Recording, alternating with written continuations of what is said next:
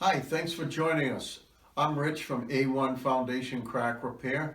I'm here with Peter Marshall from Marshall Insurance Company, answering questions about insurance and foundations that can save you a lot of money.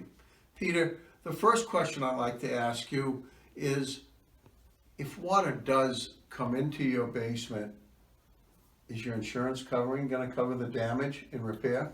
If water comes in, if it's surface water, that excess surface water that doesn't drain properly and comes into the house through the foundation, the homeowner's policy is not going to cover that. You would need flood insurance to cover that. And with flood insurance, not every time there's surface water is it considered a flood. So the definition of flood in a flood insurance policy is that it needs to either inundate more than 2 acres of land or 2 or more contiguous lots to meet the definition of a flood. So flood insurance would be the way to go, but it's not always going to be covered. It has to meet those few requirements in the flood policy, but the homeowners is never going to cover surface water. And I understand flood insurance can get kind of pricey.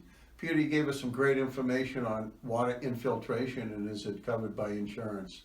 Thank you very much. Thank you.